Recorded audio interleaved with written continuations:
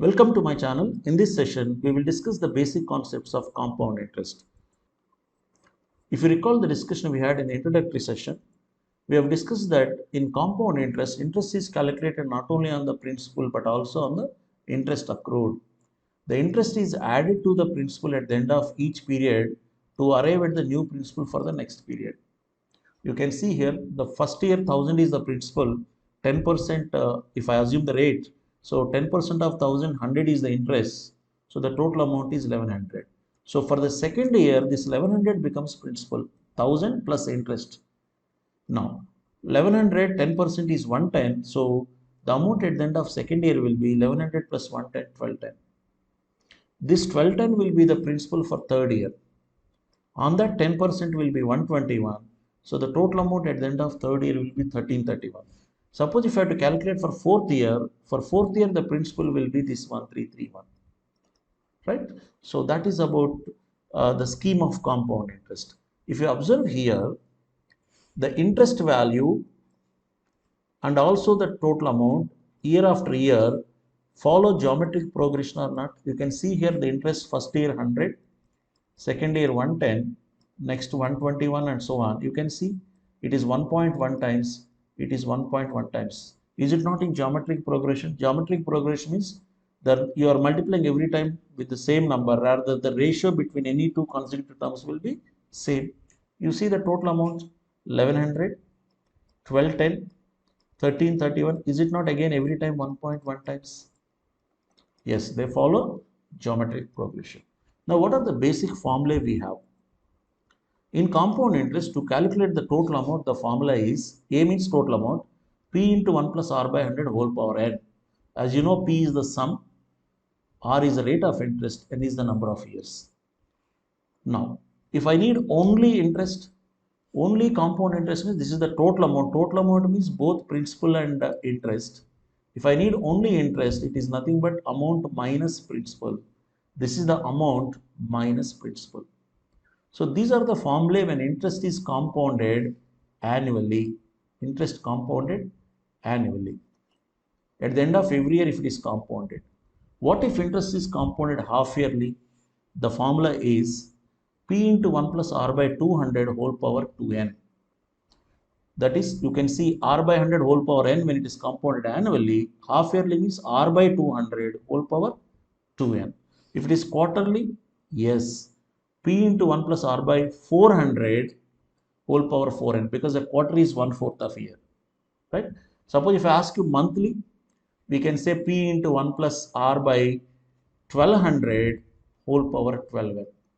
When if it is compounded monthly. Like this, we can extend this rule for any period that it is compounded. This is about interest rate being same. What if interest rate is not same? When the rate of interest changes from year to year, then the formula is A equals to P into 1 plus R1 by 100 into 1 plus R2 by 100 into 1 plus R3 by 100 and so on. Right?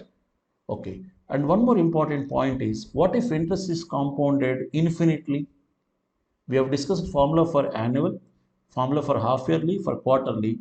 What if interest is compounded every moment? Every moment is something that we cannot define. So we say that it is infinite number of times. Interest being compounded every moment or infinite number of times, the formula is P into e power nr by 100, whereas e's value is approximately 2.718.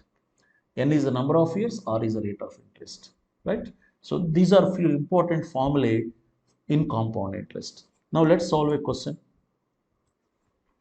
A man borrowed rupees 10,000 at the rate of 20% per annum, interest being compounded annually, and lent the same at the rate of 20% per annum, interest being compounded half yearly. Find his gain at the end of 2 years, right? So he borrowed 10,000 at the rate of 20% per annum, interest being compounded annually. We need at the end of 2 years means, the total amount equals to P into 1 plus R by 100 whole power n when it is compounded annually.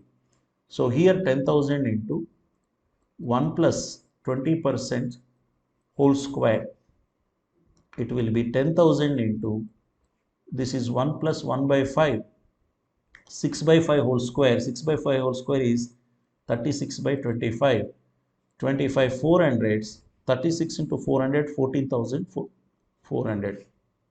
This is the total amount. So he borrowed 10,000, but now he has to repay 14,400. But now we lend this money at compound interest of 20%, interest being compounded half yearly. If it is interest compounded half yearly, the formula we have discussed is 1 plus r by 200 whole power 2n. So 10,000 into 1 plus 20 by 200 whole power 2 into n number of years is 2. You can say this is 1 by 10. 1 plus 1 by 10 is 11 by 10. 10,000 into 11 by 10 whole square means, whole power 4 means 11 power 4 is 14,641. 4 zeros here, 4 zeros will get cancelled. My answer is 14,641. So here it is 14,400, but now he will be getting 14,641 means his gain is 241. That is 14,641 minus 14,400. This is our answer. This is one way of doing it. Another way of doing it is, whatever we have done in filling the table, you can apply the same thing. Take 100 rupees as the principal. First, interest is compounded annually, means we can say like this: 20% on 100 is 20, 120. Again 20% on 120 will be 24. Because interest is compounded annually, I am saying it will be 144. If it is 100, it will be 144. Or let us see here, that is interest compounded annually. Now let us take interest compounded half yearly. 20% per annum, that is for full year. Now if interest is compounded half yearly, for a half year how much will be the interest rate? 20% per full year means for half year, first half year it will be 10%. 10% on 100 is 10, 110. Second half year again we calculate 10% on 110, 11, 121. Again third half year again 10% on 121, 12.1. If you add them it is 133.1. Fourth half year again 10% on this 133.1, that is 13.31. It will be 146.41. You can say it is 144 here. It is 146.41 means what is the gain? 2.41 is the gain per 100 means the gain is 2.41%. Now since the principal is 10,000, I can say 2.41% of 10,000. Why percent? Because per 100 it is. You can see here 2.41 into 100 is 241. We got the same. So when the numbers are complicated, you can take 100 like this and also work out. This is by sticking to that basic introductory session discussion. This is using the formula that we have discussed in this session. Either way, the gain is 241. Thank you. For more details on compound interest and simple interest, you can reach me on my profile at Udemy, where you find a course on arithmetic in which compound interest and simple interest concepts along with profit and loss concepts are discussed in detail. Thank you.